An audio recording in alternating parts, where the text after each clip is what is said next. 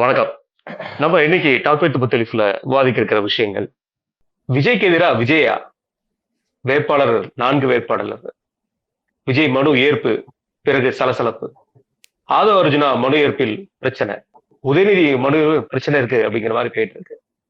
இதை தொடர்ந்து நேற்று நடந்த பிரச்சாரத்துல பல்வேறு விமர்சனங்கள், வரம்பு மீறின விமர்சனங்கள் போய் கொண்டிருக்கிறது.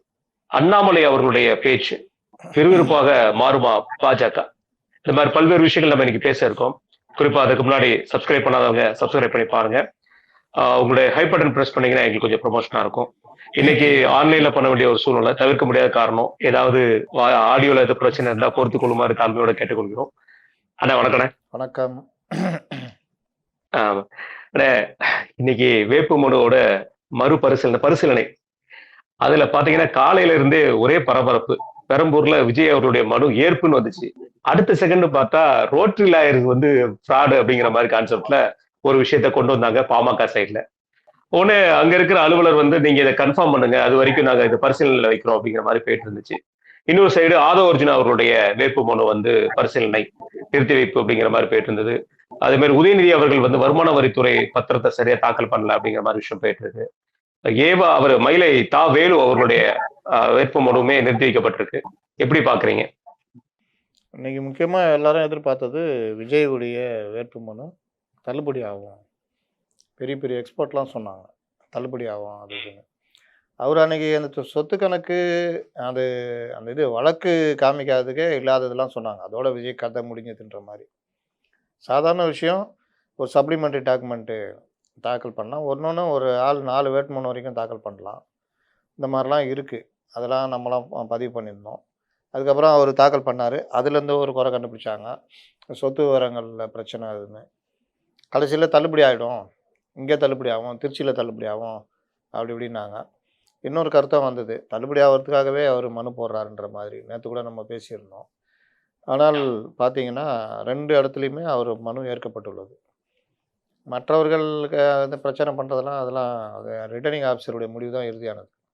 அதனால் விஜயுடைய மனு ஏற்கப்பட்டது. அதே மாதிரி ஆதவ அர்ஜுனா மனுவும் ஏற்கப்பட்டிருக்கிறது. அவருடைய மனைவியுடைய சொத்து விவரங்களை முழுமையாக சரியாக காட்டலை அப்படின்னு அப்ஜெக்ஷன் பண்ணி பரிசீலனை பண்ணி அதற்கு பிறகு அவருடைய மனு ஏற்கப்பட்டிருக்கு. உதயநிதி என்ன பிரச்சனைனா, ரெட் ஜெயண்ட்டில் அவர் தான் ரெட் ஜெயண்ட்டுடைய உரிமையாளர். அதில் அவர் போன வருஷம் காட்டின கணக்கு கிட்டத்தட்ட 7 கோடியோ 8 கோடி என்னமோ. இந்த தடவை ரெட் ஜெயண்ட்டு அவர்கிட்ட இல்லை. அவர் மகன் தான் இப்போ அதுக்கு உரிமையாளர்னு காமிச்சிருக்காங்க. அப்போ அந்த அமௌண்ட் எங்கே போச்சு? இவருடைய வருமானம் தானே அது, எங்கே போச்சு? அதை ஏன் காமிக்கலை அப்படின்றதும் இன்னொரு ஏதோ ஒரு இதில் போட்டிருக்காரு. அந்த வருமானத்தையும் அவர் காமிக்கலைன்ற மாதிரி அப்ஜெக்ஷன் பண்ணியும் ரிட்டர்னிங் ஆஃபீஸர், நான் சொன்னேன்ல அவங்களுடைய முடிவு தான் இறுதியானதுன்னு, அவருங்க என்ன பண்ணிட்டாங்க, ஆர்ஓ இது டெக்னிக்கல் இஷ்யூ, நீங்கள் கோர்ட்டில் பார்த்துக்குங்க அப்படின்ட்டு மனுவை ஏற்றுக்கொண்டதாக அறிவித்திருக்கிறாங்க. அது இன்பதுரை வெளியில் பேட்டி கொடுத்தாரு.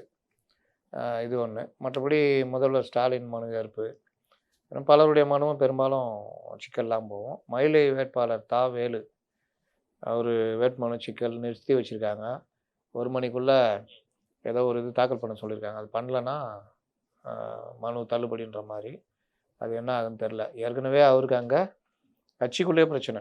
அவர் ஒழுங்காக பண்ணலன்னு எல்லாருமே எதிர்பார்க்காங்க. அதை மீறி தான் வந்தார். அதனால் அது எப்படி போகுதுன்னு தெரியல. இன்னும் டைம் இருக்குது, வந்துக்கிட்டே இருக்கும் தகவல்கள். இப்போதைக்கு நமக்கு வந்த தகவல்களில் இதுதான். பல இடங்களில் தாவைக்கானவரோட வேட்பு மனு நிறுத்தி வைக்கப்பட்டிருக்குன்னு சொல்லப்படுதுங்க. சில இடங்கள்ல அது ஒரு பிரச்சனை களமாக மாறி இருக்கு. நேற்று தூத்துக்குடியில வேட்பு மனு தாக்கல் வந்தவங்க ஃபில் பண்ணாமலே வந்திருக்காங்க போல இருக்கு. அதுவுமே பெரும் பரபரப்பா போயிருக்கு. எப்படி பாக்குறீங்க? குறிப்பா தாவைக்கானவர் மேலே இந்த ஒரு சலசலப்பு. தாவைக்காவை பார்த்து திமுக பயப்படுகிறது. அது என்னென்ன பண்ண முடியுமோ பண்ணுவாங்க. 2வது தாவேக்காவே அவங்களுக்குள்ள குழி தோண்டிக்கிறாங்க. அந்த மாதிரி பிரச்சனைகளும் நம்ம பார்த்தோம். இதில் தூத்துக்குடி சம்பவம், வேட்புமனு நேரம் முடிகிறதுக்கு ஒரு 2 நிமிஷம் முன்னாடி போய் வேட்புமனு தாக்கல் பண்ணால் அது எப்படி சரியாக இருக்கும்? அந்த லட்சணத்தில் தான் இருக்காங்க. அப்போ அவர் ஃபில் பண்ணாமலே கொண்டு போயிருக்காங்களா? இல்லை ஃபில் பண்ணியிருக்காங்க. டைம் முடிஞ்சு போச்சு, அடுத்த இதுக்கு வாங்க, 6ஆம் தேதி வாங்கன்னு சொல்லி அனுப்பிச்சி வச்சுருக்காங்க போல். அது தூத்துக்குடி கிடையாது. தூத்துக்குடி வந்து ஸ்ரீநாத் அவர் தாக்கல் பண்ணி அவர் மனுலாம் ஏற்றுட்டாங்க. இன்னொரு வேற பக்கத்து தொகுதி. அதை கூட மாவட்ட சம்பந்தப்பட்ட தொகுதி.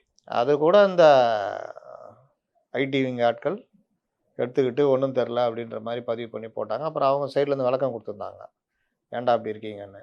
அதே மாதிரி வாணியம்பாடி தொகுதி வேட்பாளர் வந்து என்ஓசி வழக்குகள் விவரம் சம்மந்தமாக காவல்துறையில் என்ஓசி வாங்கும்போது 0 வழக்கு எதுவும் இல்லைன்னு என்ஓசி கொடுத்துட்டாங்க. அந்த அடிப்படையில் அவர் மனு தாக்கல் பண்ணிட்டார். நேற்று எல்லாம் வேட்புமனு தாக்கல்லாம் முடிஞ்ச பிறகு உங்கள் மேலே 8 வழக்கு இருக்குதுன்னு கொடுத்து அவரை பதட்டப்படுத்தி, ஏன்னா மனு தாக்கலை மறைச்ச மாதிரி ஆகும்ல, வழக்கு விவரங்களை மறைச்ச மாதிரி ஆகும், அதுக்கே ஒரு வழக்கு வரும். அந்த மாதிரி வந்தோடனே அதுக்கப்புறம் பேசி இந்த விஷயங்கள்லாம் சொல்லி இன்றைக்கி அவர் மனுவும் ஏற்றுக்கொள்ளப்பட்டது. இந்த மாதிரி எந்தெந்த வகையில் தாவேகா புதுசு தானே அவங்க, அப்போ புதுசாக இருக்கிறவங்கள எந்தெந்த வகையில் ரிஜெக்ட் பண்ண வைக்க முடியும், எப்படி பண்ண முடியுன்றதெல்லாம் நான் அதனால தான் சொன்னேன், இது பவள விழா பாப்பா கிடையாது, பவள விழா பாறை. விஜய் தப்பு கணக்கு போடுறாரு, நீங்கள் அனுபவிப்பீங்க, அவர்கள் உங்களை என்ன பாடுபடுத்துவாங்க பாருங்கன்னு பிரச்சாரத்துலேயே அப்படி தான் கொண்டு போகிறாங்க. தப்பு தப்பாக போய் பிரச்சாரம் பண்ணுறது, அதுலேயும் ஒரு முக்கிய தொலைக்காட்சி அந்த ஊடக தர்மத்தை மறந்து தமிழ்நாடு முழுவதும் இந்த பிரச்சாரத்தை செய்கிறதெல்லாம் முன்னணியில் நிற்கிது. அதே மாதிரி திமுக ஆதரவாளர்களாக இருக்கக்கூடிய பத்திரிகையாளர்களும் தாவேகாவினர்னால அவங்க அறிவில்லை, மோசமானவங்க, ஒன்றும் தெரியாதவங்கன்ற மாதிரி ஒரு கருத்தை கொண்டு போகிறாங்க. சின்ன விஷயமானவங்களும் பெருசாக்கி அந்த வேலையெல்லாம் பண்ணுறாங்க. இதெல்லாம் இவர்களுக்கு ஒரு படிப்பினை, தாவேகாவினருக்கு ஒரு படிப்பினைன்னு நம்ம வச்சுக்கலாம். இதெல்லாம் மீறி தான் அவங்க நிற்கிறாங்க, அந்த இடத்துல நிற்கிறாங்க. அதே மாதிரி பொற்கொடி ஆரம்பிச்சிட்டாங்க, அவங்களுடைய வேட்புமனு ஏற்கப்பட்டிருக்கு. சென்னையில் பலருடைய மனுக்கள் ஏற்கப்பட்டிருக்கு. அதனால் இதுதான் நடந்தது. தாவேகாவினருக்கு எதிராக முதல் கட்டமாக பண்ணது அவர்களுக்கு பல இடங்களில் தோல்வின்னு சொல்லலாம் திமுகவினருக்கு. இன்னொன்று வந்து இந்த இது அந்த வேட்பாளர்கள் 2 பேர் ஊத்தங்கரை, ஓசூர் வேட்புமனு தாக்கல் பண்ணல. தாவேகா வேட்பாளர்கள் தாக்கல் பண்ணலன்னா என்ன அர்த்தம்னா விலைக்கு வாங்கப்பட்டுள்ளார்கள்னு தான் அர்த்தம். அதுக்கப்புறம் இவங்க 2 வேட்பாளர்கள் ஏற்கனவே தான் அவங்க இருப்பாங்களே, முந்தானத்து அதிமுகவில் சேர்ந்தவங்க நேதாஜி அந்த மாதிரி சேர்த்துட்டு அவங்கள வேட்புமனு தாக்கல் பண்ண வச்சுட்டாங்க. இதுக்கப்புறமும் நான் சொல்கிறேன், வேட்புமனு தாக்கல்லாம் முடிஞ்சு பரிசீலனை முடிஞ்சு வேட்பாளராக அறிவிக்கப்பட்டவுடன் பலர் வந்து மாற்றுக் கட்சிக்கு திமுக குறிப்பாக தாவேகாவினர் தாவர சூழ்நிலைகளையும் நம்ம பார்க்கலாம். இந்த மாதிரி பல விஷயங்கள் இருக்குது, பார்ப்போம். ரைட்ண்ணா. இதை தொடர்ந்து நீங்க சொன்ன மாதிரி பிரச்சாரம், விஜய் அவர்களுடைய பிரச்சாரம் நாளை நெல்லை அப்படிங்கிற ஒரு வார்த்தை வருது. இல்ல இன்னைக்கு வந்து அவர் வந்து சென்னையில பிரச்சாரம் பண்றாரு அப்படின்னு சொல்லி பொதுச் செயலாளர் சொல்றாரு. அவர் ஒரு வார்த்தை சொல்லிட்டாரு பேட்டி கொடுக்கும்போது, இப்படி மறிச்சு நீங்க கேள்வி கேட்பீங்கன்னு சொன்னதுனாலதான் நாங்க பேட்டியே கொடுக்கறது இல்ல, நாங்க எல்லாருமே தகவலா கொடுப்போங்கிற மாதிரி ஒரு வார்த்தையை சொல்லியிருந்தாரு. பொதுச் செயலாளர் அவர்களுடைய இந்த பேச்சை எப்படி பாக்குறீங்க, இந்த பேட்டியை எப்படி பாக்குறீங்க? ஒரு அறகுறைங்க, அதாவது பேட்டினா மறிச்சு கேட்பாங்க, எப்படின்னா கேட்பாங்க. அதுவும் அந்த காலத்தை விட இந்த காலம் இன்னும் ரொம்ப மோசம், என்ன வேணா கேட்பாங்க. விஜய் மூஞ்சில மஞ்சள் இருந்துச்சு, அதை பற்றி என்ன நினைக்கிறீங்கன்னு இன்றைக்கி வந்து ஒருத்தன் கேட்பான். அப்போ அதெல்லாம் எதிர்கொள்கிறது தான் ஒரு தலைவருக்கு அழகு. இவர்கள் தான் இன்னும் அந்த குவாலிட்டிக்கே வரலையே. மறிச்சு கேள்வி கேட்போன்னா இப்போ என்ன கேள்வி பதிலை முதலே கொடுத்துட்டு கேள்வியும் பதிலையும் கொடுத்துட்டு பதில் சொல்கிற மாதிரியா இருக்கும். அதுக்கு நீங்கள் ஆட்சிக்கு வந்த அப்புறம் அந்த மாதிரி செட் பண்ணிக்கலாம். அப்போ இந்த மாதிரி விஷயங்களில் மைக்கை பார்த்தா ஓடுறது இதெல்லாம் பண்ணிக்கிட்டு இருக்கிறத தாண்டி கொஞ்சமாக சந்திங்க, கொஞ்சமாக படிங்க, தமிழ்நாடு பிரச்சனையை கொஞ்சமாக புரிஞ்சுக்குங்க, கேள்வி கேட்டால் பதில் சொல்லுங்கள். மற்றவங்களோட உங்கள்கிட்ட தான் வந்து அறிவார்ந்த கேள்விலாம் கேட்பானுங்க. 5 பெரும் தலைவர்களை பற்றி சொல்லுங்கன்னு திடீர்னு இன்றைக்கி ஒருத்தன் கேட்பான். அது உனக்கு முக்கியமாடா, இப்போ உன் நோக்கம் என்னன்னு திருப்பிட்டு அடிக்கணும். அந்த மாதிரி திமுகவை பொறுத்த வரைக்கும் எதிரில் இருக்கிறவன் படுமுட்டாள் அப்படின்ற இதில் தான் ஹேண்டில் பண்ணுவாங்க. இன்னொன்று, அவனுக்கு ஒன்றுமே தெரியாதுன்ற மாதிரி தான் எல்லா விஷயத்தையும் கொண்டு வந்துட்டு அதற்கு பிறகு இந்த விஷயத்தை வெளியில் கொண்டு போவாங்க. இன்றைக்கி கூட பார்த்தீங்கன்னா ஒரு பத்திரிகையாளர் ஒரு சேனலுடைய எடிட்டராக இருக்கார். அவர் முழுசும் FCRA, நீட்டு, மும்மொழி கொள்கை எல்லாமே வந்து மத்திய அரசு உள்ளே திணிச்சு பண்ணுதான். அப்படியே திமுகவுடையதை வாந்தி எடுத்திருக்காரு. இப்போ அந்த மாதிரி ஆட்கள்லாம் நீ ஊடகத்துறையில் இருந்துக்கிட்டு அவங்களாம் இன்றைக்கி அவங்களுக்கு அந்த வாய்ப்பு கிடச்சிருக்கு. அப்போ அவர்கள் மற்றவர்களை பண்ணுவாங்க. அதே மாதிரி தாவேகாவினர் ஒன்றுமே இல்லை அப்படின்ற மாதிரி கொண்டு போகிற ஏற்பாடுகளும் நடக்கும். இது எல்லாத்தையும் முறியடிக்கணும்னா நீங்கள் இறங்கணும், ஃபீல்டில் இறங்கினா தான் முறியடிக்க முடியும். அப்புறம் நீங்கள் வந்து என்ன அழகுறீங்களான்னு இந்த ஒப்பாரி வைக்கிறத முதல்ல நிப்பாட்டணும். எப்படி இந்த திமுக வந்துக்கிட்டு மத்திய அரசு நிதி கொடுக்கணும் ஒப்பாரி வச்சுக்கிட்டு பண்ணுறாங்களோ, அதே மாதிரி இவங்க எங்களுக்கு பர்மிஷன் தரல, எலெக்ஷன் மட்டும் வரட்டும், அப்புறம் எலெக்ஷன் கமிஷன் வரட்டும், அப்புறம் பாருங்கன்னு சொல்லிட்டு இப்போ மறுபடியும் ஒப்பாரி. அது எப்படி அதிமுகவுக்கு பர்மிஷன் கிடைக்குது, டிஎம்கேக்கு பர்மிஷன் கிடைக்குது, மற்ற எல்லாருக்கும் பர்மிஷன், உங்களுக்கு மட்டும் கிடைக்கல? ஒரு ஹவர் நாம் ஒரு தமிழர் ஹவர் கட்சி அண்ணன் சீமான் போயிட்டே இருக்காரு. அவருக்கும் பெர்மிஷன் அவருக்கு கிடைக்குது. கிடைக்குது. ஒரு ஹவர் தான் குடுக்குறாங்க. ஒரு ஹவர் தான். ஒரு ஹவர் குடுத்தாருன்னா போய் பண்ணுங்க. சரி 2 இடத்துல அப்படி பண்ண முடியாதுன்னு சொல்றோம். அப்போ ஒரு இடத்துலயா பண்ணுங்க. அதையும் பண்ண மாட்டேன்னு ரத்து பண்ண என்ன அர்த்தம்? அப்போ நீங்க காரணத்த தேடிக்கிட்டே இருக்கீங்க. போகாம இருக்கிறதுக்கு காரணம். இந்த சில பேர் தாவேக்கா முழுவதுமேண்ணே எல்லாரும் இப்போ ஆதவர்ஜுனா கூட பாத்தீங்கன்னா நேத்து அவர் வில்லிவாக்கத்துல பேசும்போதும் சரி, இன்னைக்கு வந்து அவரோட அந்த மனு பிரச்சனையில இருக்கும்போது கூட நாங்கெல்லாம் வந்து எப்பவுமே கஷ்டப்பட்டு வந்தவங்க. இந்த தற்புகழ்ச்சிய தலைவர் தான் பண்றாருன்னா தொண்டர்கள் எல்லாருமே பண்ற அளவுக்கு போயிட்டாங்க இன்னைக்கு. அதை எப்படி பாக்குறீங்க? அதை தவிர வேற எந்த பிரச்சாரமே இல்லையே. கஷ்டப்பட்டு வந்தாங்க. பல 100 கோடி சொத்து வச்சிருப்பாங்க. ஆனா கஷ்டப்பட்டு வந்தாங்க. அப்போ ஒண்ணுமே இல்லாம நாளைக்கு சாப்பாட்டுக்கு என்ன இல்லன்னு தெரியாதவன்லாம் சுகபோக வாழ்க்கை வாழ்றான். இவங்க மட்டும் தான் கஷ்டப்படுறாங்க. இதே இது உருட்டுறது. அப்புறம் நான் தான் ஸ்ட்ராட்டஜி பண்ணி, நான் தான் திமுகவை ஆட்சிக்கு வர வச்சேன்றது. இவங்க லட்சணத்த தான் பார்க்குறோமே. எந்த லட்சணத்துல இருக்கீங்கன்னு. அப்போ இந்த மாரி பல இடங்கள்ல இவர்களுடைய இன்எஃபிஷியன்சி ப்ளஸ் இந்த புலம்பல் வெளிப்பட்டுட்டே இருக்கு. இவங்க ஒழுங்கா பண்ணாங்கன்னா உண்மையிலேயே இவங்க சாதிக்க முடியும். ஆனா இப்போ தான் நான் யோசனை யோசனை வருது. நான் ஆரம்பத்துலேருந்தே சொல்லிக்கிட்டு இருக்கிறேன். இவங்களுக்கு இன்ஃப்ராஸ்ட்ரக்சர் கிடையாது. அடிப்படை அரசியல் ஞானம் கிடையாது. இவர்கள் பல விஷயங்கள்ல இன்னும் பால்வாடி கட்சி மாரி தான் இருக்காங்கன்னு. அது வெளிப்பட்டுக்கிட்டே இருக்கு. இவர்கள் கையில ஆட்சி வந்து இதுனா ஐய்யய்யோ! தமிழகத்த நெனச்சாலே பக்குனுங்குது. என்ன ஆகப்போகுது? கண்டிப்பாண்ணே. நாளைக்கு நெல்லை அப்படிங்கிற பயணம்ங்கிறது கன்ஃபார்ம் பண்ணியிருக்காங்க. ஒருவேளை இதுதான் ஃபர்ஸ்ட் டைம் எனக்கு தெரிஞ்ச வரைக்கும் மதுரை வரைக்கும் அவர் போயிருந்தாரு. அந்த மாநாடு விஷயமா போயிருந்தாரு. சவுத்துக்குள்ள வந்து கால் எடுத்து வைக்கிறார் திரு விஜய் அவர்கள். எந்த மாதிரியான வரவேற்பு இருக்கும்னு நினைக்கிறீங்க? ஏன்னா ஒரு சைடு பார்க்கும்போது நெல்லை, நாகர்கோவில், கன்னியாகுமரி, தூத்துக்குடி போல பல பெல்ட்டுக்கு வந்து அங்க முழுவதுமே வந்து கிறிஸ்தவ மக்களோட சிறுபான்மையினர் மக்கள் வந்து அதிகம். பல தொகுதிகள் வந்து சிறுபான்மையினரோட வாக்குகள் வந்து அதிகமா இருக்கும். முதல் முறையாக வந்து திருநெல்வேலிக்கு பயணம் போகிறார். எப்படி பேச வாய்ப்பு இருக்கும்? எந்த மாதிரி செல்ல வாய்ப்பு இருக்கும் நினைக்கிறீங்க? பேசுறது வழக்கம் போல தான் பேசிட்டு தான் போவாரு இவரு. இவரு என்ன இவரு எதிர்பார்க்கவே முடியல. நீங்க எலெக்ஷன்ல அவன் உட்காந்து இவரு பொய்யா சொல்லி திரியிறாரு. இவனுக்கு ஒரு சீட் எடுப்பு போட்டுப்போம். ஒரே பொய்யா சொல்லி திரியிறான்னு ஒரு இது சொல்ற மாரி வாய தொறந்தாலே மத்திய அரசுக்கு எதிரான இத கொண்டு போயிட்டு இருக்காரு. இவரு இறங்கி அடிச்சிட்டு இருக்காரு. அவர ஆத்துல இறக்கி விட்டாங்க. அந்த சேத்துல இவரையும் இறக்கி விட்டாங்க. அப்ப எல்லாருமே பிரச்சாரம் போயிட்டு இருக்காங்க. இவரு உட்காந்துட்டு புலம்பிக்கிட்டு அழுதுகின்னு ஓரமா உட்காந்துக்கின்னு ஏதாவது ஒண்ணு பேசுறதுங்க. எப்படிப்பட்ட வரவேற்புன்னு கேட்குறீங்க? இவங்கள்ட்ட பிரச்சனையே இதுதான். வரவேற்புன்ற போரில்ல பைக்கை வச்சுக்கிட்டு ரோட் ஷோ பண்ணிக்கிட்டு எவனா உளுந்து வாரி அடிபட்டுக்கிட்டு இதே தான். அங்கே திருநெல்வேலியும் அதான் நடக்கும். அதனால இவரு என்ன பண்ண போறாருன்னா, அதே தான் பண்ணுவாரு. இப்ப இதுக்கு முன்னாடி என்ன பண்ணிக்கிறாரு? அத தான் இங்கேயும் பண்ணுவாரு. விவேக் மாதிரி ஆயிரும். ரைட். ஒரு புறம் அவருடைய பிரச்சார பயணத்தை திருப்பி நெல்லையில தொடங்கலான்னு இருக்கும்போது, ஒவ்வொரு பக்கமும் இருந்து சர்வே ரிப்போர்ட்டுகள் வந்துட்டு இருக்கு. ஆனா இவங்க சொல்லப்படுற அந்த 40% எங்களுக்கு இருக்கு, 50% எங்களுக்கு இருந்த சர்வே எல்லாம் இப்ப எங்க போச்சுன்னு தாவேக்காக்கு? மறந்துட்டாங்க எல்லாத்தையும். அநேகமா இப்பலாம் என்ன சொல்லணும் 45ன்னு. இப்ப தெரியுதா? பிரச்சனை வந்து அழுத்தும்போது வாய மூடிக்கிட்டாங்களா? 12% இப்ப 20% சொன்னவங்கலாம் இப்ப 12, 8% சொல்லுனுருக்காங்க ஊடகங்கள்ல. அதனால இவரு ஒவ்வொரு நாளும் இவங்க ஃபீல்டுல இல்லன்றது நிரூபணம் ஆவுது. வேட்பாளர்களுக்கு எந்த வித உதவியும் பண்ணலங்க. வேட்பாளருக்கு தலைமையில இருந்து. நான் பலரையும் பார்த்துட்டேங்க. தலைமைக்கும் வேட்பாளர்களுக்கும் சம்மந்தமே இல்லங்க. அப்புறம் எப்படிங்க இதுல வேற வேட்பாளர்? ஆதவர்ஜுனா பேட்டி கொடுக்கும்போது சொல்றாரு, 2 லட்சம் கூட கையில இல்லாதவங்கள வேட்பாளரை நிப்பாட்டியிருக்காரு எங்க தலைவர் அவர்கள் அப்படிங்கிற ஒரு வார்த்தையே சொல்றாரு. அப்போ அவங்களுக்கு உதவி பண்ண வேண்டிய இடத்துல இருக்க வேண்டிய கட்சி தலைமை வந்து எந்த ஒரு உதவியும் இல்லாம இன்னைக்கு வந்து அவங்கள தள்ளாடுறாங்க. அதையும் பார்த்துட்டு தான் நம்ம இருக்கிறோம். மேக்ஸிமம் எவ்வளவு வாங்குவாங்கன்னு நீங்க நினைக்கிறீங்க? ஏன்னா ஒரு 6ல இருந்து 8% வாங்குவாங்களா? அதுக்கு முன்னாடி ஒண்ணு சொல்லிடுறேன். இதுல கொடுமையான விஷயம் என்னன்னா, இவர் சொல்றாருல 2 லட்சம் கூட இல்லாதவங்கலாம் நிக்க வச்சிருக்கோன்னு. அந்த 2 லட்சம்னா இந்த கட்சிய பொறுத்தவரைக்கும் தாவேகா, விஜய், மாற்றம் கிட்டலாம் உருட்டுறதெல்லாம் சும்மா. கட்சியில கீழ இருந்து மேல வரைக்கும் எப்படி இருக்காங்கன்னா, மாவட்டம், பகுதி, பேரூராட்சி, ஒன்றியம், ஒன்றியம்னு எனக்கு வேட்பாளர் நீ என்ன துட்டு குடுக்குற? அப்பதான் நான் வேலை செய்வேன். எனக்கு செட்டில் பண்ணா தான் நான் வேலை செய்வேன். அதுவரைக்கும் நான் வேலை செய்ய மாட்டேன்னு. அப்ப விஜய் மேல இவர்களுக்கு இருந்த பற்றுலாம் என்னாச்சு? இந்த விஜய் சொன்னார்ல, எங்களுக்காக இது மாரி இருக்காங்க. கோடானு கோடி இருக்காங்க, அப்படி இருக்காங்கன்னு. தெரியுதா? இந்த புஷி ஆனந்துடைய மோசமான அந்த இது எங்கெங்கெல்லாம் அவன் துட்டு குடுத்து வந்தானோ, அவன் துட்டு எதிர்பார்க்குறான் இப்போ. இருந்தா தானே வேலை செய்வேன்றான். மேல் இடத்துலேருந்து உங்கள கண்காணிக்கிறாங்கன்னா கூட அவனுக்கு பயம் வர மாட்டேங்குது. அப்போ இது வந்து கடுமையா அந்த தாவேக்கால இது எதிரொலிக்குது. வேட்பாளர் துட்டு குடுத்தா தான் வேலை செய்வேன்ற மாரி மற்ற முதலாளித்துவ கட்சிகள் மாரி தான் இங்கேயும் இருக்காங்க. அப்புறம் என்ன மாற்றத்த வந்து நீங்க கழட்டிட போறீங்க? நாளைக்கு இவன் தான் கவுன்சிலராக இருப்பான், இவன் தான் கான்ட்ராக்ட் எடுப்பான், இவன் தான் மணல் வியாபாரம் பண்ணுவான், மணல் கொள்ளையில் ஈடுபடுவான், எல்லாம் பண்ணுவான்.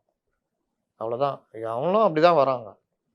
அப்புறம் என்ன, இவர் சும்மாவே இவரை கான்டாக்ட் பண்ண முடியாது. இவர் ஏதாவது பொறுப்பில் வந்துட்டாருன்னா என்ன ஆகும்? எவன் கான்டாக்ட் இது பண்ணுறானோ அவனெல்லாம் தூக்கி உள்ள வைப்பார். ஒரு கடுமையான காட்டாட்சியை தான் அவர் கொண்டு வருவார். இப்போ இருக்கிற நிலமையில 12 to 15% அப்படி போகுது. பார்ப்போம். ரைட்ண்ணே. இதுல பெரம்பூர்ல 5 விஜய் நீக்கப்பட்டிருக்காரு. ஒருத்தர் வந்து ஜோசப் விஜய், நம்ம விஜய். 2 ஜோசப் 2 விஜய் பாட்டிருக்காங்க களத்துல. எப்படி இருக்கும்னு நினைக்கிறீங்க? இவங்க நிப்பாட்டுல அவங்களா வந்து நிறுத்தி வைக்கப்பட்டுள்ளன்னு தான் சொல்லணும், அப்படிதான் சொல்ல முடியும். எப்படி பாக்குறீங்க இது? இது வந்து விஜய் அவர்களுக்கு இது எதிராக இந்த விஷயத்த செய்யறதுனால எந்த யூஸ் இல்லைங்கிறது தெரியலையா? ஒண்ணுமே நடக்காதுங்க. விஜய் கிட்டலாம் அதெல்லாம் நடக்காது. நீங்க விஜய்க்கு அந்த விசில் சின்னம் ஜனங்க குத்து குத்துன்னு குத்திரும். அதனால பெரம்பூர்லலாம் விஜய் ஜெயிக்கிறதுலாம் தடுக்க முடியாது. அதனால பொதுமக்கள்லேருந்து எல்லாரும் போட்டுருவாங்க நம்ம வேட்பாளர்னு. சும்மா அதுலேயும் ஒரு சோகம் காட்டுறாங்க. எல்லாருக்கும் தான். இப்போ ஜெயக்குமாருக்கு டி ஜெயக்குமார்னு இன்னொரு ஜெயக்குமார் நிறுத்திக்கிறாங்க. டி ஜெயக்குமார். அங்கே போனால் அவன் சின்னத்தை தான் பார்ப்பான். பேர்லாம் எவனும் படிச்சுட்டு இருக்க மாட்டான். அங்கே என்ன சின்னம் இருக்குது, ரெட்டையில் இருக்குதா, உதயசூரியன் இருக்குதா, விசில் இருக்குதா, என்ன இருக்குதுன்னு பார்ப்பான், குத்துவான். அதனால் அப்படி தான் போகும். இந்தியாவில் 2 சகோதரர்கள், அந்த 2 சகோதரர்களும் தமிழ்நாட்டில் வந்து புதுச்சேரி பாண்டிச்சேரியில் வந்து சந்திக்காமலே போயிருக்காங்க. அதுல இளைய சகோதரரும் வந்து மூத்த சகோதரரை தவிர்க்கணுங்கிற கான்செப்ட்லேயே போயிருக்காருங்கிற ஒரு வார்த்தை போயிட்டு இருக்கு.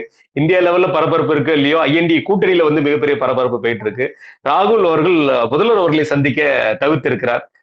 கூட்டத்துல பேசவும் இல்லை, சேர்ந்து பேசவும் இல்லை, சந்திக்கவும் இல்லை, கட்சிக்காரர்கள் யாரையும் சந்திக்கலைங்கிற ஒரு பெரும் ஒரு குற்றச்சாட்டு போயிட்டு இருக்கு. ஆனா வந்து இணக்கமான கூட்டணி அப்படிங்கிற சொல்லவும் படுது. எப்படி பாக்குறீங்க? 10 இடத்துல ஒருத்தருக்கு ஒருத்தர் எதிர்த்து போட்டி போட்டுனுக்குறாங்க. அது எங்க இணக்கமான கூட்டணி? ராகுல் வந்து இந்த இடத்துலலாம் திமுக ஓட்டு போடாதீங்க, ஆனால் திமுக நிற்கிது. இந்த இடத்துலலாம் காங்கிரஸுக்கு ஓட்டு போடாதீங்க, காங்கிரஸ் நிற்கிது. இங்கே விசிகாவுக்கு 3ல் வந்து 2 போடாதீங்க, 1க்கு மட்டும் விசிகாவுக்கு போடுங்க, அந்த 1க்கு காங்கிரஸுக்கு போடாதீங்க, இந்த 2க்கு இப்படியா பேசுவார். அதனால் 10 இடத்துல எப்படி பீகாரில் மூட்டிக்கிச்சோ அந்த மாதிரி. நான் தான் சொன்னேன்ல, தாவேக்காவுக்கு போகிறத தடுத்து, இன்றைக்கி தாவேக்காவும் காங்கிரஸும் பாண்டிச்சேரியில் இருந்தால் வெற்றி கூட்டணி அது.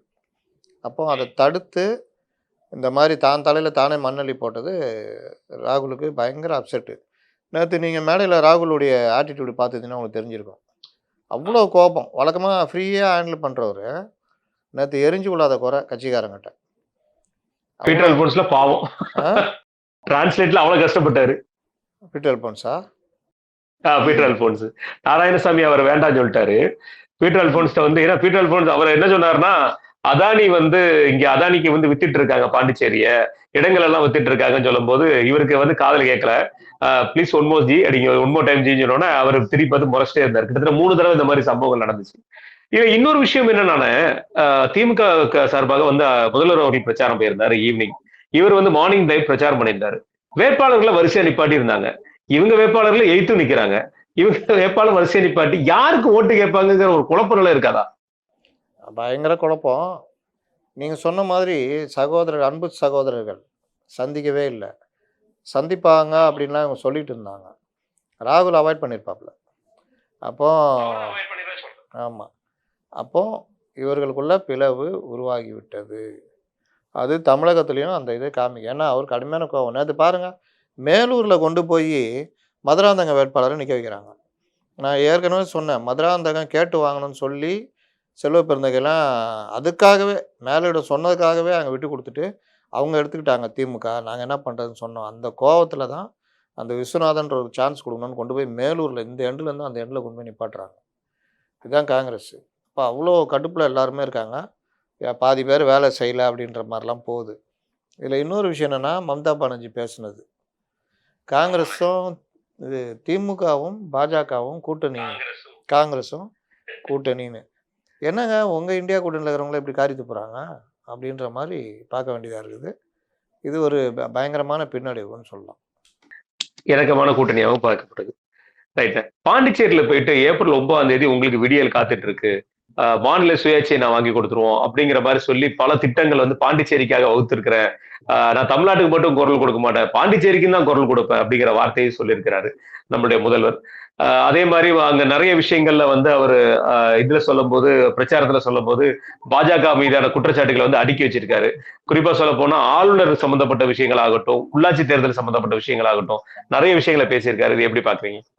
அவர் வழக்கம் போல் இந்த பாஜக அவருக்கு இன்னும் ஜாலியாக இருக்கும்ல அங்கே போய் பேசுறது. இங்கே தான் இல்லாத பாஜக பற்றி பேசணும். அங்கே பாஜகவே ஆட்சியில் இருக்கிறதுனால அவர் ஜாலியாக வழக்கம் போல் மாநில சுயாட்சி வாங்குறதுக்கும் மத்திய அரசு ஒத்துழைக்கணும்ல. அதனால் மாநிலம் இல்லை, தனி மாநிலம் மாநிலமாக அங்கீகாரம் வாங்கி தரதுன்றது. தனி மாநில விஷயத்த இதுல ஒரு விஷயத்தை தாண்டின பீகார் நிதிஷ்குமாருக்கு நடந்ததுதான் உங்களுக்கு நடக்க இருக்கு அப்படிங்கிற மாதிரி சொல்லி ரெங்கசாமி அவர்களை வந்து மறைமுகமா சொல்லியிருந்த விஷயம். அதே மாதிரி தாவேக்காவை வந்து மறைமுகமா லைட்டா சீண்டின மாதிரி விஷயங்கள்ல புதிதா வந்தவர்கள் வந்து களத்துல இருந்து இல்லாம இருக்கிறாங்கிற விஷயத்தையும் சொல்லியிருக்காரு. இது எப்படி பாக்குறீங்க?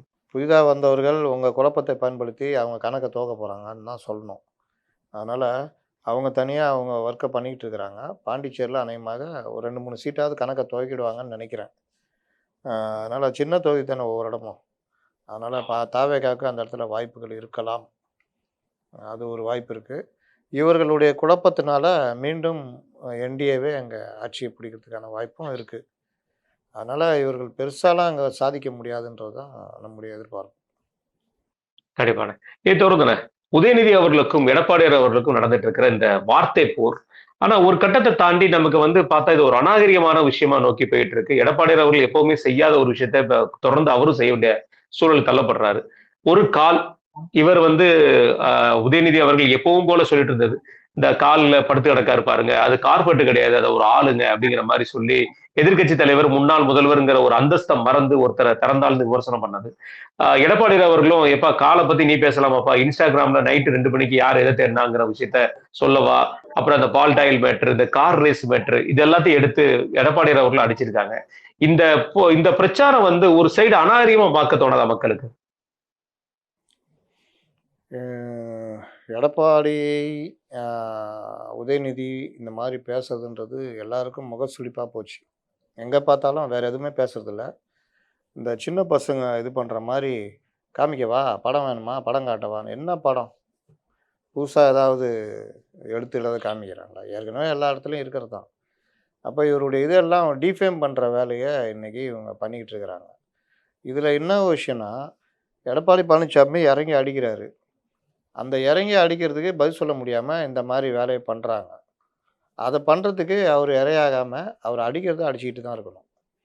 இது லைட்டாக இப்போ தொட்டாரா, அதோட விட்டு போயிடணும். இதுக்கப்புறம் தொடக்கூடாது. ஆனால் நல்லா தொட்டார். நைட் 2 மணிக்கு ஒரு துணை முதல்வராக இருந்துக்கிட்டு ஒரு நடிகையோட படத்துக்கு நீ ரீட்வீட் பண்ணுறேன்னா உன் லட்சணம் என்னன்ற மாதிரி பேசினார். பால்டாயில் குடித்த ஆள் தானே நீ அப்படின்றத சொல்லிட்டாப்புல. இன்னும் அடுத்த தடவை எதுவும் பண்ணாட தம்பி, நீ எங்கள் உடம்பு விவசாய உடம்பு, உன் உடம்புலாம் தாங்காதுன்ற மாதிரிலாம் ஒரு தடவை அடிச்சிட்டாரா, அதோட விட்டுறணும். நானே நேற்று போட்டிருந்தேன் தேவர் மகனில் கடைசி சீனில் கமலா சொல்லுவான், டே என்னையும் லாஸ்ட்டில் இந்த மாதிரி ஆக்கிட்டீங்களா, அந்த இதை போட்டிருந்தேன். அதனால் அவருடைய அடி இன்னும் இவங்களை வெறுப்பேற்றிருக்கோம், இன்னும் வெறியே ஏற்றிருக்கோம். அப்போ என்ன செய்வாங்கன்னா, இன்னும் யாராவது ஒரு 15-18 வயசு பையன் எவனா இருந்தானா பாடுறா, ரொம்ப கொச்சையாக எழுதி தர முடியுமா பாரு, அப்படி போயிடுவாங்க. ஏன்னா நேற்று அவர் என்ன பாய், கிளாஸ் பாயா, கிளாஸ் பாயா, என்னது இது வார்த்தை, ஏதோ கிளாஸ் பாய்ங்கிற வார்த்தையை சொல்லி இந்த மாதிரி நம்ம கூட பேச மாட்டோம், யாருமே பேச மாட்டாங்க. அவர் ஒரு 72 வயதை கடந்தவர், ஒரு அரசியல்வாதி, ஒரு முதல்வர். அவர் இப்படி பேசுகிறாருன்னா அப்போ எங்கே எழுதி கொடுக்குறாங்க, யார் எழுதி கொடுக்குறா, அதை கொஞ்சம் கூட கூச்சம் எல்லாம் பேசுகிறாருன்றதை பற்றி அவர் வெக்கமே படல. அவர் என் கிளாஸ் பாய், ஒன்றும் தெரியாத ஆள். இவங்க 2 பேரும் என்ன பண்ணுறாங்கன்னா, ஒருத்தர் இவர் அடிமைன்னு இவரை தனிப்பட்ட முறை டிஃபேம், இன்னொருத்தர் இவருக்கு எதுவும் தெரியாதுன்னு. அவருக்கு எதுவும் தெரியுன்றது அவர் கூப்பிட்றாரு, அவர் தான் விவாதத்துக்கு போங்களேன், போய் அவர் ஒன்றும் தெரியாதுன்னு நிரூபிச்சிட்டு வாங்க. சும்மா லாங்கில் இருந்துட்டு சவுண்டு விட்டுன்னு இருக்குது, வர்றியா ஒண்டி வர்றியான்னு. வான்னு கூப்பிட்டா வரது கிடையாது. இந்த ரவுடி பசங்க பண்ணுவாங்க, சவுண்டு விட்டுனே இருப்பாங்க, கிட்ட போனால் ஓடி போயிடுவாங்க. இல்லாட்டி தனியாக மடக்குனா காலில் விழுந்துருவாங்க. இந்த வடிவேல் பண்ணுவானா, ஐயோ இது வாடா என் தெருக்கு வாடான்னு கடைசியில் வீட்டுக்குள்ளேயே போனோன்னே வெறும் பில்டப் தான்ப்பா, சும்மா பண்ணுறேன்பா, இது என்ன இது பண்ணிட்டியாப்பா அப்படின்னு கெஞ்சி அழுவாப்புல. அந்த மாதிரி இது தமிழ்நாட்டை பற்றி இன்றைக்கு இருக்கிற தலைவர்களில் ஒரு சிலர் தான் தமிழ்நாடுடைய பூகோளம், அதோடைய நிலைமை, மற்ற விஷயங்கள்லாம் தெரிஞ்சு வச்சிருக்காங்க. அதில எடப்பாடி முதன்மையானவர்னு சொல்லலாம். ஒரு முதலமைச்சரா இருந்துட்டு 58 ஆண்டு காலம் அரசியலுக்கு சொந்தக்காரரா இருந்துட்டு, இன்னைக்கும் எந்த ஒரு விஷயத்தையும் தெரியாமல், பத்திரிகையாளர்கள்ட்ட தனியா சந்திக்காம, லைவ்ல உட்கார இது இல்லாம ஒருத்தர் இருக்கிறாருன்னா, நம்ம முதல்வர்ன்னு சொல்லலாம். எல்லா விஷயத்தையுமே இப்ப அவரு அப்படின்னா, இவரு எப்படி இருப்பார் பார்த்துங்க, துணை முதல்வர். இன்னைக்கு அவர் முதல்வருக்கு இந்த இடத்துக்கு போனா, அந்த டீம் உட்காந்து எழுதி குடுக்குது. அத பேசிட்டு, இன்னொரு இடத்துக்கு போனாருன்னா, நாளைக்கு நீங்க நேத்து பேசுனீங்களா என்னான்னு கேட்டாலும் தெரியாது.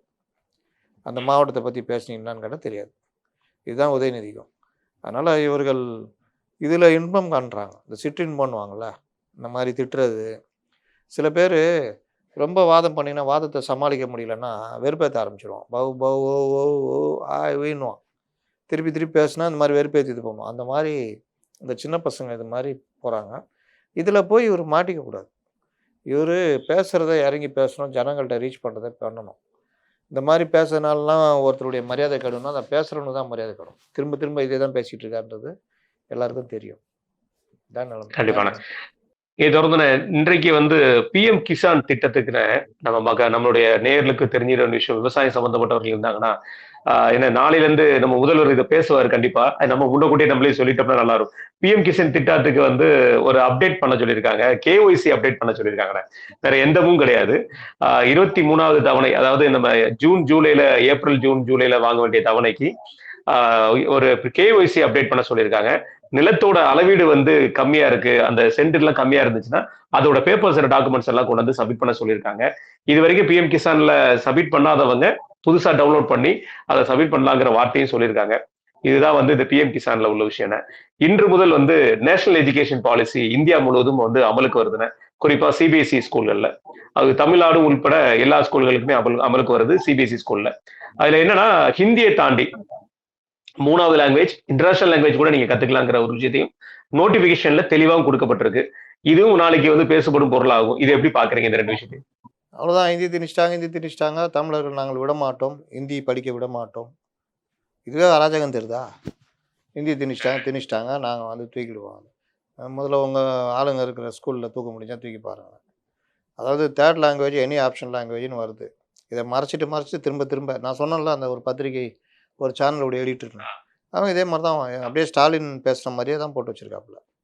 அப்போ இவங்கள்ட்ட போய் நேரா போய் வாதத்துல உட்காந்தா அப்படி இல்லைன்ருவாங்க. நாங்க அப்படி சொல்லல. இன்னைக்கு அது ஒரு பெரிய இது மாரி போகுது. அதனால இந்திய திணிச்சிட்டான்னு நாளைக்கு உருட்டுவாங்க. அப்புறம் விவசாயிகள் வயிற்றில் அடிக்கிறார்கள் பார்த்தீர்களா? அப்படி இப்படின்னுவாங்க. அதனால இதெல்லாம் நடக்கும். இன்னைக்கு கூட அந்த எஃப்சிஆர்ஏ சம்பந்தமா அண்ணாமலை ஒரு விளக்கம் கொடுத்திருக்காரு. அதான் என்னோட கேள்வியாவும் இருந்தது. அண்ணாமலை அவர்களுடைய நேற்றைய பிரஸ் மீட், நீண்ட நாளுக்கு அப்புறம் கபாலி திரும்ப வந்துட்டேன் பாரு அப்படிங்கிற மாதிரி சொல்ற மாதிரி ஒரு பிரஸ் மீட், ஸ்ட்ராங்கான பிரஸ் மீட், அதுல மாற்று கருத்தே இல்லை. ஒரு கிட்டத்தட்ட ஒரு வாரம் 10 நாட்கள் வந்து அவரை பத்தின 1000 விமர்சனம் இருந்தாலும், நேற்று அவருக்கு அந்த உரையாற்றின ஒரு 20 நிமிஷம், அதையும் தாண்டி எது மக்கள்கிட்ட ரீச் ஆகுங்கிறது அண்ணாமலைக்கு கிளியரா தெரிஞ்சிருக்குங்கிற ஒரு விஷயம் என்னன்னா, வேலுமணி அவர்களுடைய வேட்புமனு தாக்கலுக்காக வந்துட்டு இருந்தவர் டிராபிக் ஒரு 2 வீலர்ல ஏறி போன அந்த ஒரு விஷயம், இதெல்லாம் வந்து இந்த காலத்து ஜெனரேஷனுக்கு ஜென்சிக்கு பிடிச்ச மாதிரி ஒரு மியூசிக் போட்டு போற மாதிரியான ஒரு விஷயத்த பண்ணியிருக்காரு. நேற்று அந்த பிரஸ் மீட் ரொம்ப ஆக்ரோஷமான பிரஸ் மீட்னு சொல்லலாம். 2-3 விஷயங்களை டச் பண்ணியிருக்காரு. எப்படி பாக்குறீங்க? அதுல முக்கியமா வந்து எஃப்சிஆர்ஏ சம்பந்தமா அவர் சொன்னது. எஃப்சிஆர்ஏன்றது ஒரு ரெகுலேஷன். இதுதான் அது வந்து கொண்டு வந்தது காங்கிரஸ் தான். அதில் நாங்கள் அப்பப்போ ஒரு அமெண்ட்மெண்ட்டு சட்டத்திருத்தம் கொண்டு வந்திருக்கோம். இது யாரையும் பாதிக்காது அப்படின்னு ஒரு விளக்கம் கொடுத்துருக்காரு. ஆனால் 2-3 நாளாக அந்த ஒரு வாரமாகவே இவர் உருட்டினதை பார்த்துருக்கணும் சிஎம். கிறிஸ்துவ மக்களுக்கு எதிரானது அப்படி இப்படின்னு உருட்டியிருந்தாங்க. அப்போ இந்த உருட்டுலாம் இல்லைன்றதை அவர் கரெக்டாக ஒரு உடைச்சிருக்காரு. இதில் நம்ம சொல்ல வர்றது என்னென்னா, பாருங்கள், இது கூட ஒரு அண்ணாமலை தான் தேவைப்படுறாரு. மற்ற தலைவர்களை தேடுறேன், பாஜக தலைவர்கள் எங்கே இருக்காங்கன்னு. தலைவர்ல தேடுறீங்களா அல்லது வந்து விமர்சனத்துக்கு தேடுறீங்களா? தலைவர்ல தான் தேடுறோம். தலைவர்கள் தானே வந்து இதுக்கெல்லாம் பதில் சொல்லணும். எஃப்சிஆர்ஏன்னா என்னன்னு கேட்பாங்க போல. எஃப்சிஆர்ஏன்னா அப்படியா அப்படின்னா என்ன அப்படின்னுவாங்க. அந்த மாதிரி தான் இருக்காங்க. அதுதான் பிரச்சனை. அதே மாதிரி அவரோட பிரஸ் மீட் அவர் நேற்று ஹேண்டில் பண்ண விஷயங்கள்லாம் எப்படி பாக்குறீங்க? அவருடைய வழக்கமான பாணியில தானே பண்ணாரு. அது வந்து அதே மாதிரி ரெகுலர் பிரஸ் மீட் இருக்குன்னு சொல்லியிருக்காரு. இனிமே தினமும் நான் பத்திரிகையாளர் சந்திப்புங்கிற வார்த்தையும் சொல்லியிருக்காரு. பிரச்சாரத்துக்கும் நான் மூவ்மெண்ட் பண்ணிட்டு இருக்கேங்கிற வார்த்தையும் சொல்லியிருக்காரு. யார் யாரெல்லாம் வேட்புமனு தாக்கல் பண்ணாங்கன்னு சொல்லி அழகா பேசின அந்த விதம், அதுவும் வந்து ஒரு பெரிய லெவல்ல ஒரு நல்ல மக்கள்கிட்ட ரீச் ஆகிற மாதிரி பேசியிருக்காரு. எப்படி பாக்குறீங்க? நான் அண்ணாமலைக்கு அவர்கிட்ட நான் வைக்கிற வேண்டுகோள் என்னன்னா, முதல்வர் பொய்யா சொல்லிட்டு இருக்காருல்ல, அதுக்கெல்லாம் ஆதாரப்பூர்வமா பதில் சொல்லுங்க. அது இப்போ உங்க பிரஸ் மீட் மூலியமாக போகட்டும். இந்த சிபிஎஸ்இ சொல்ட்டாரு ட்விட்டர்ல. அத பிரஸ் மீட்ல சொல்லுங்க, விளக்கி சொல்லுங்க. எஃப்சிஆரை பத்தி சொல்லுங்க. தேவைப்பட்டா அப்ப இஸ்லாமியர்களை இந்த வக்பு திருத்த மசோதா வச்சு வஞ்சித்தாங்கன்றாங்க. அதெல்லாம் வச்சு செய்யுங்க. அதே மாரி என்னென்ன மத்திய அரசு திட்டங்கள இவங்க ஸ்டிக்கர் ஒட்டிக்கிறாங்கன்றதெல்லாம் வச்சு செய்யுங்க. இந்த மாரி இன்னைக்கு இவரு வில்சன் பெரிய யோகியர் மாரி ஆ இவரு பேசியிருக்காரு. ஃபட்னாவிஸ் வந்து மதுரையில பேட்டி குடுக்கும்போது, சீனிவாசன் புரொஃபசர் சீனிவாசனோட வேட்புமனு தாக்கல் கூட இருக்கும்போது அவரு சொல்றாரு, இந்த மாரி கேட்குறாங்க. Metro rail Madurai metro project என்ன ஆகும்னா, அப்போ புரொஃபசர் சீனிவாசன் எம்எல்ஏ ஆனாருன்னா, இங்க கவர்மெண்ட் இதானோன்னா, நாங்க அதற்கான வேலைய நாங்க செய்வோம். அப்படின்னு சொல்றதுக்கு வில்சன் ரொம்ப சாமர்த்தியமா, அப்ப இவரெல்லாம் இத மாரி ஆக்குனா தான் செய்வோமா? அப்படின்னு சொல்றாங்க. அப்பன்னா பார்த்துக்கங்க அப்படின்ற மாரி போட்டிருக்காரு. உங்கள முதல்வர் ஆக்கினதுக்கே நீங்க நீட் தேர்வு ரத்து வாங்கி குடுக்கலையே! இதுல சமீபத்தில புதிய தலைமுறையில எடப்பாடி பழனிசாமி ஒரு பேட்டி குடுத்திருந்தாரு. அதுல அவர் சொன்னது, இந்த மதுரை, இந்த மெட்ரோ இதெல்லாம் பண்ணலையே அதெல்லாம். இவர்கள் வந்து எனக்கு என்னன்னு பல விஷயங்கள பொய் சொல்லிக்கிட்டு இருக்கிறாங்க. அதுல நீங்க பார்த்தீங்கன்னா, சென்னை மெட்ரோக்கு ரூ. 68,000 கோடி ஒரே இதுல ஒதுக்கி குடுத்தது மத்திய அரசு. வேற எந்த மாநிலத்துக்கும் அந்த மாரி குடுக்கல. தமிழ்நாட்டுக்கு ரூ. 68,000 கோடி மெட்ரோ பணிக்காக அவங்க ஒதுக்கி குடுத்தாங்க. அதெல்லாம் இவங்க மறைச்சுக்கிட்டு பேசுறாங்க. இப்போ வந்து இது வந்து இனிமேல் நம்ம வந்து என்னன்றத பண்ணுவோன்னு. ப்ராஜெக்ட்ட தப்பா குடுத்துட்டு, அத மறைக்கிறதுக்கு திட்டத்த குடுக்கலன்னு பொய் சொல்லிட்டு இருக்காங்கல்ல. இந்த மாரி விஷயத்தெல்லாம் அண்ணாமலை போட்டு வெளுக்கணும். அ அது அவர் அந்த மாரி பேட்டிகள் இது மாரி குடுக்கும்போது தான் ஜனங்களுக்கு கொஞ்சம் உண்மை போய் சேரும். கண்டிப்பான. சாத்தான்குளமோட வழக்குன. நேற்று வந்து அவ்வளவு பேருக்குமே வந்து மரண தண்டனை விதிக்கப்பட்டிருக்கு. குற்றவாளிகள்னு கன்ஃபார்ம் பண்ணியிருக்கு. மரண தண்டனை விதிக்கப்பட்டிருக்கு. இவங்களுக்கு வந்து ஆயுள் தண்டனை குடுத்தா கூட இவங்க தப்பிச்சுருவாங்க. இது மரண தண்டனை தான் சரியான பதில். அப்படிங்கிற மாரி ஜட்ஜ் சில கேள்விகள, சில பதில்கள அழகா வந்து அவரோட ஜட்ஜ்மெண்ட்ல குடுத்திருக்கிறாரு. இந்த தீர்ப்பை எப்படி பார்க்குறீங்க? இந்த தீர்ப்பிற்கு அப்புறமும் இந்த காவலர்கள் மரணம் வந்து சாரி நம்ம இது கஸ்டோடியல் டெத் குறையறதுக்கு வாய்ப்புகள் இருக்குமா? எப்படி பார்க்குறீங்க? எம்ஜிஆர் படத்துல ஒரு பாட்டு வரும். மாறாதையா மாறாது, மனமும் குணமும் மாறாது. காட்டுப்புலியை வீட்டில் வைத்தாலும், கறியும் சோறு கலந்து வச்சாலும், குரங்கு கையில் மாலையை கொடுத்து கோபுரத்தின் மேல் நிக்க வைத்தாலும் மாறாதுன்னு. நீங்க அதுக்கப்புறம் தானே அஜித் குமார் நடந்தது. ஒரு சாத்தான்குளருக்கு அப்புறம் தான் 24 லாக்அப் மரணங்கள் நடந்தது. அஜித் குமாரோட இது நடந்தது. அந்த சாத்தான்குளத்துல அந்த நீதிபதி என்ன சொல்றாரு? இவர்கள் குற்றவாளிகளா? இவர்கள் வியாபாரிகள். சமூகத்துல ஒரு அந்தஸ்துல இருக்கிறவங்க. ஆனா இவர்கள் கொடூரமாக நடத்திய விதம் நெனச்சாலே நமக்கு நெஞ்சம் பதறுதுன்னு எழுதியிருக்காரு. அஜித் குமார் என்ன குற்றவாளியா? சரி குற்றவாளிக்கு இதுதான் பண்ணுவீங்களா? அவன் கார் சாவி வாங்குனத தவிர அந்த பையன் என்ன தப்பு பண்ணான்? அவன் திரும்ப திரும்ப மறுத்ததுக்கு நீங்க உண்மையில தேடி இருக்கணும். ஆனா அவன வந்து நீங்க என்னமோ ஒரு தீவிரவாதி பிடிச்ச மாரி ஒரு வேன்ல ஏத்திக்கின்னு, அந்த வேன்ல ஒரு 8 பேரு வச்சுக்கின்னு, சுத்திக்கின்னு, அதுக்கு ஒரு ஸ்பெஷல் டீம். அதாவது அங்கத்து காவல் நிலையத்த தாண்டி வெளியில இருந்து டிஎஸ்பி ஸ்பெஷல் டீம் அனுப்பிச்சு, என்னய்யா அப்டின்னா, அவன் என்ன போதை மருந்து கடத்தணும்னா நீ நல்லா நிம்மதியா சுத்தின்னுருக்கிறான். போதை மருந்து 2000 கோடி கடத்துனவன், இன்னைக்கு ஜாலியா சுத்திக்கிட்டு இருக்கிறான். அப்பாவியா உழைச்சு வாழணும்னு நெனச்சவன், இன்னைக்கு பொணமா மண்ணுக்கு அடியில இருக்கிறான். அதனால காவல்துறையில வந்து எல்லோரும் இருக்காங்க. எல்லாரும் கலந்தது தான் காவல்துறை. அதுல இந்த மாரி வகைகள் மிருகங்கள் இருக்கும். இந்த மிருகங்கள சில மேலதிகாரிகள தீனி போட்டு வளர்ப்பாங்க. என்கவுண்டர் ஸ்பெஷலிஸ்ட்ன்னு சொல்லுவாங்க. எல்லாரும் சுட மாட்டாங்கங்க. எல்லாருக்கும் சுட வராது. எல்லாரும் பயிற்சி எடுத்திருப்பாங்க. ஆனா மனிதர்களை கொல்ல எல்லாரும் மனிதர்கள். அவன் தூங்க மாட்டான். ஒருத்தன கொன்னுட்டான். அதனால இது வந்து ஒரு வகையான மனப்பிறழ்வு தான் அந்த கொலையாளிகள்லாம். பழக்கமான கொலையாளிகள். தெரிஞ்சே கொல்றதுன்றவன், அதுக்குன்னு சில அதிகாரிகள் இருப்பாங்க. அவங்க மட்டும் தான் என்கவுண்டர் பண்ணுவாங்க. அப்போ இந்த மாரி விவகாரங்கள்லாம் தீனி போட்டு வளர்க்குற மாரி வளர்ப்பாங்க. அதே மாரி ஒவ்வொரு ஸ்டேஷனுக்கும் 2 பேர், 3 பேர் கொடூரமா இருப்பானுங்க. அடிக்கிறது, கால உடைக்கிறது மாரி. அவங்க மத்த போலீஸ் பார்த்தீங்கன்னா, "பாவம்யா, எதுக்குய்யா இந்த மாரின்ற" மாரி தான் கேட்பாங்க. இன்னும் சில பேர் அந்த குடும்பத்திட்ட சொல்லி, "யாராவது வக்கீல வச்சு எடுங்கம்மா" இப்படிம்மான்ற ஆலோசனை சொல்லலாம் இருப்பாங்க. சில பேர் இறக்கப்பட்டு சில பேர் மேலதிகாரிட்ட பேசுவாங்க. சில பேர் தடுத்துருவாங்க. சில பேர் சாப்பாடு வாங்கி தருவாங்க. இந்த மாரிலாம் இருக்காங்க காவலர்கள். ஒட்டுமொத்த காவலர்கள்லாம் அந்த மாரி கிடையாது. ஒரு 5% அந்த மாரி மிருகங்கள் இருக்குது. அதில் இந்த மிருகங்கள் கொடூரமான மிருகங்கள். இதை நீங்கள் வந்து மனிதர்லேயே சேர்த்துக்கக்கூடாது. ஏன்னா மிருகங்கள் கூட சொல்லக்கூடாதுங்க. நான் வெட்கப்படுறேன். ஏன்னா மிருகங்கள் வந்து ஒரு இறைக்காக மட்டும்தான் இன்னொரு மிருகத்தை கொல்லும். அது அந்த இறைக்காக அது பசியாறிச்சுன்னா, அந்த சைடே அந்த மிருகம் மத்த மிருகங்கள் போனோட ஒண்ணும் பண்ணாது. அதே மாரி அந்த புல்லுலலாம் சாப்பிடுற மிருகம் அது பாட்டுல அது வாழ்க்கைய வாழ்ந்துகிட்டு இருக்கும். யாருக்கும் அது தொல்ல குடுக்காது. ஆனா இவர்கள் அப்படி இல்ல. இவர்களுக்கு என்னன்னா அந்த ஈகோ. அந்த ஈகோ ஒருத்தன கொல்ற அளவுக்கு இந்த மாரியா போகும்ன்னு கேட்கிறேன். ஒரு கொரோனால கடைய மூடல. அது ஏதோ பிரச்சனை. 2 பேர கூட்டிட்டு போய் அந்த அடி அடிச்சிருக்கீங்க. அப்பா முன்னாடி பையன நிர்வாணமா, பையன் முன்னாடி அப்பன நிர்வாணமா. அவங்கள உயிரோட விட்டுருந்தா கூட அவங்க வாழ்க்கையில அவங்க அதுக்கப்புறம் அவங்க ரியலைஸ் ஆகுறதுக்கு பல வருஷம் ஆயிருக்கும். ஏன்னா, அது ஒரு கொடூரமான மனக்காயம். இதே தான் பத்மினிக்கு நடந்தது. சிதம்பரம் பத்மினிக்கு. இது மாரி காவல்துறை வாச்சாத்தில நடந்தது. இது மாரி விஷயங்கள்ல வந்து மிருகங்கள் தனியா இருக்கும். அப்பப்போ நீதிமன்றம் தண்டனை குடுக்குது. வாச்சாத்தில குடுக்கலையா? தூத்துக்குடியில குடுக்கலையா? நான் இன்னைக்கு உட்காந்து நியாயம் சாத்தான்குளத்துக்கு துடிச்சவரு தூத்துக்குடிக்கு அந்த அருணா ஜெகதீசனுக்கு அறிக்கை வந்த பொழுது நடவடிக்கை எடுக்கல. ஓட்டுக்காக துடிச்சாங்க. ஆனா என்ன நடவடிக்கை எடுத்தாங்க? இன்னைக்கு டிவில பார்த்தா தெரிஞ்சுக்கிட்டேன்னு எடப்பாடி சொன்னாருன்னு சொல்றாங்க. அவர் உடனே சிபிஐக்கு மாத்தி விட்டாரு. ஜெகதீசன் கமிஷன் போட்டாரு. அந்த கமிஷன் அறிக்கை வந்தோனே இவ்வளோ துடிச்சவங்க ஏதாவது பண்ணீங்களா? இந்த உயர் அதிகாரிகளுக்கு ப்ரமோஷன் குடுத்துல அனுப்பிச்சு வச்சீங்க. கீழ் லெவல் இன்ஸ்பெக்டர் கீழ இருக்கிற அதிகாரி மேல தான் நடவடிக்கை எடுத்தீங்க. அப்போ நீங்க வந்து உண்மையிலே துடிக்கலன்றது தான். சேம் இதே தான் அந்த சாத்தான்குளம் மேட்டரும். இன்னைக்கு வேணா அந்த அரசியலுக்கு எடுத்துக்கிட்டு பேசுவாங்க. ஆனால் இவர்கள் பேசுறதுக்கு நான் கூசணும். ஏன்னா, அஜித் குமாருடைய கொடூரமான மரணம் வந்து யாரும் ஏற்றுக்கொள்ள முடியாது. அதே மாரி தான் ஆட்கள் இன்னைக்கு உள்ள இருக்கிறாங்க. டிஎஸ்பி வரைக்கும் அதுல இருக்காங்க. அதுக்கு சிபிஐக்கு மாத்துறதுக்கு அவ்வளோ பிரச்சனை பண்ணாங்க. அதே மாரி பல விஷயங்கள் இந்த ஆட்சியில இவர்கள் காவல்துறைக்கு எவ்வளோ சப்போர்ட் பண்ணாங்கன்றது. அதிகமான என்கவுண்டர் இந்த கவர்மெண்ட்ல தான் நடந்திருக்கு. அ என்னன்னா மக்கள் வந்து என்கவுண்டர சிலாகிக்கிறாங்க. அத வரவேற்கிறாங்க. அது தவறுன்றது நம்ம ஜனங்களுக்கு புரியல. சினிமாக்களும் இத பெருசா தூக்கி பிடிக்குது. ஒரே ஒரு படம் அந்த ரஜினிகாந்த் நடிச்ச படத்துல மட்டும் தான் என்கவுண்டர் ஏன் தேவையில்லன்றத கொஞ்சம் நல்லா சொல்லியிருப்பாரு. ஒரு பெரிய நடிகர் படத்துல சொல்றேன்.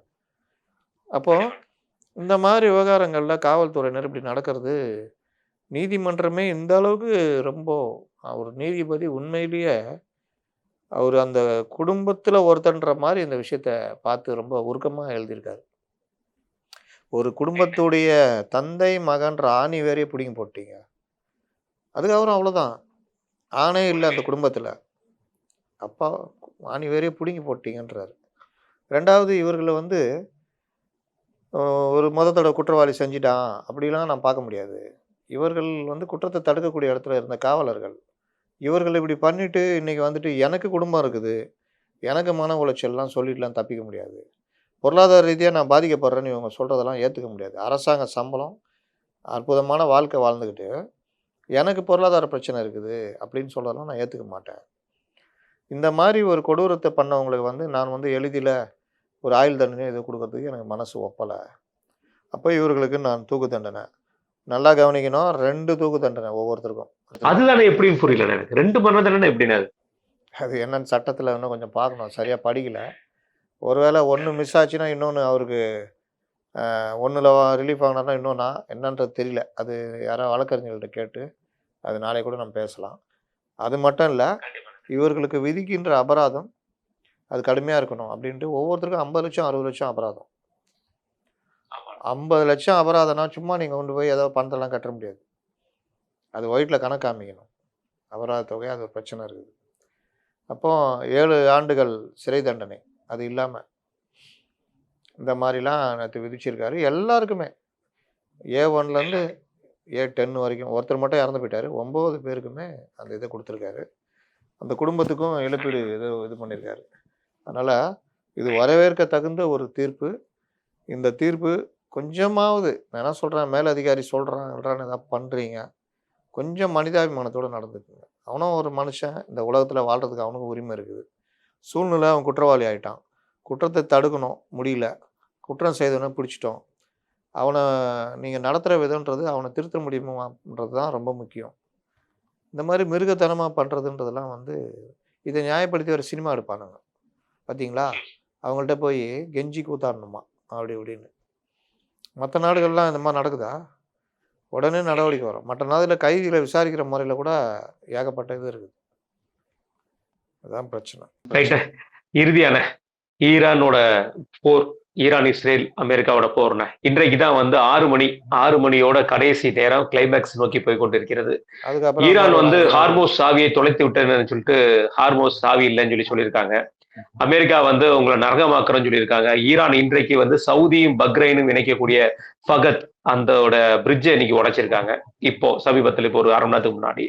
அதே மாதிரி ஈரானோட பிரிட்ஜுகள் எங்கெங்க இருக்கோ அந்த இடங்கள் தாக்கப்படுங்கிற மாதிரி விஷயங்கள் சொல்லியிருக்காங்க. அதையும் தாண்டி வந்து IRGS, அதாவது IDF, இஸ்ரேலோட டிஃபென்ஸ் ஃபோர்ஸ் சொல்லியிருக்கிற விஷயம், ஈரான்ல எல்லாருமே ரயில்ல போறதை தவிர்த்துருங்க, நாங்க ரயில்ல அடிக்க வாய்ப்புகள் இருக்கலாம்ங்கிற வார்த்தையை சொல்லியிருக்காங்க. போர் எங்க கொண்டு போய் முடிக்க வாய்ப்பு இருக்கும், எப்படி பாக்குறீங்க? நான் ஏற்கனவே சொன்ன மாதிரி ஒரு பெரிய 2 பாக்ஸருங்க மோது ஒருத்தர் அடித்து ரத்த காயப்படுத்திக்கிற மாதிரி இன்னைக்கு ஈரானுக்கும் அழிவு, இஸ்ரேலுக்கும் அழிவு, அமெரிக்காவுக்கு பொருட்செலவு, மரியாதை போச்சு. இதில் வந்து நேற்று நம்ம பேசின மாதிரி ஆரம்பித்தது என்னமோ அணு ஆயுதம் இது பண்ணுறேன்னு, இப்போ போரை முடிக்கிறதுக்கு ஆர்மோஸை திறந்து விடணும். இதில் இன்னொரு அயோக்கியத்தனம், ஆர்மோஸுக்கு நான் கட்டணம் வசூலிப்பேன். நேற்று சொன்னது ஆர்மோஸை ஃப்ரீயாக திறந்து விடணும். இன்றைக்கி ஏன் எங்களுக்கு அந்த உரிமை இல்லை? நாங்கள் தான் போரில் ஜெயிச்சிட்டோம்ல, இனிமேல் நாங்கள் கட்டணம் வசூலிப்பேன். அப்போ உலக போலீஸ்காரன் புத்தியை காமிக்கிறாங்களா இல்லையா? ஆர்மோஸில் வந்து உக்காந்துக்கிட்டு நாங்கள் தான் இதுன்னு. இது எவ்வளோ பெரிய அயோக்கியத்தனம். இது எல்லா நாடுகளுமே நாளைக்கு பிரச்சனையாகும். ஆர்மோஸில் வந்து உட்காரதுக்கு நீ யார்? ஆர்மோஸை திறந்து விடுன்னு சொல்ல, நீ யார் அங்கே உட்காந்துட்டு கட்டணம் வசூலிப்பேன்னு சொல்கிறதுக்கு? அதனால் இந்த போர் வந்து உலக நாடுகளுக்கு இது. இன்றைக்கி இவங்க பாகிஸ்தான்லலாம் ஒரு பார்ட் டைம் ஊரடங்கு மாதிரி கொண்டு வந்துட்டாங்க. 8 மணிக்கு மேலே கடைகள் எதுவுமே இயங்கக்கூடாது, கல்யாண மண்டபத்துலேருந்து எதுவுமே இயங்கக்கூடாதுன்ற மாதிரிலாம் கொண்டு வந்துட்டாங்க. இது இன்னும் நேற்று சவுதியிலையும் ஒரு இது அடிச்சிருக்காங்க, ஒரு முக்கியமான பெட்ரோலியம் இதுவும் அடிச்சிருக்காங்க தொழில் நகரத்தில். அதனால் ஜுபில்னு சொல்லிட்டு ஒரு நகரம்ல சவுதியில் ரொம்ப ஃபேமஸ், அதில் அடிச்சிருக்காங்க. அப்போ இது என்னன்னா, இப்போவும் சொல்கிறேன், இது ஒரு இதுவாக நிறுத்திட்டு சமாதான பேச்சுவார்த்தை போனால் நல்லது. நான் போய் ஈரான் அடிக்கிறேன்னு போனால், இப்போ அவன் வந்து இங்கே அடிக்க அவன் அங்கே அடிக்கிறான் கூட்டாளிங்களை. அதனால் இப்போ சவுதிலாம் வந்து போரில் இறங்கலாம் தயாராக இல்லை, ஆனால் சவுதிக்கெலாம் அடிக்குள்ள தான் செய்யுது. நீங்கள் பிரிட்ஜை அடிக்கிறீங்க, எந்த அழித்தாலும் அவன் வந்து வெறி பிடிச்ச மனநிலையில் இருக்கிறான். அப்போ இது யாருன்னு எங்கே பூனைக்கு மணி கட்டுறது, எங்கே நிறுத்துறதுன்றதான் இன்றைக்கி பெரிய பிரச்சனை. யாராவது ஒருத்தர் மணி கட்டி தான் ஆகணும். இல்லாட்டி எல்லா பாதிப்பும் நமக்கு இன்னும் வரலங்க பாதிப்பு, நாளைக்கு அது பெருசாக வரலாம். ஒருவேளை 5 மாநில தேர்தலை ஒட்டி கூட இவர்கள் பெட்ரோல் விலை எதுவும் ஏற்றாமல் இருக்கலாம். நாளைக்கு 5 மாநில தேர்தலாம் முடிஞ்ச பிறகு வேறு வழி இல்லைன்னு ஏற்றுனாங்கன்னா நமக்கும் தான், எல்லாருக்கும் தான் விடியும். இல்லைண்ணா, எல்லா இடத்துலையுமே, அதாவது சொல்ல போனா வந்துட்டு இருக்கிற ஒரு இன்ஃபர்மேஷன் வந்து ஒரு நம்பத்தகுந்தமான இன்ஃபர்மேஷன் என்னன்னா, அதாவது பத்திரிகைகள் இல்லாம நம்முடைய வாசகர் சைட்லேருந்து வந்த ஒரு இன்ஃபர்மேஷன், எல்லா பெட்ரோலியம் சம்பந்தப்பட்ட இடங்கள், க்ரூட் ஆயில் சம்பந்தப்பட்ட இடங்கள், கேஸ் சம்பந்தப்பட்ட இடங்கள்ல 70% அடிபட்டிருக்காங்க. மிட் ஈஸ்ட்ல இருக்கிற இடங்கள்ல அவங்க நைட்டு தூங்கலையாம். கிட்டத்தட்ட நம்மளுடைய வாசகரை ஒருத்தர் போட்டிருப்பாரு, நீங்க கமெண்ட்ஸ்ல பார்த்துருந்தீங்க தெரியும்.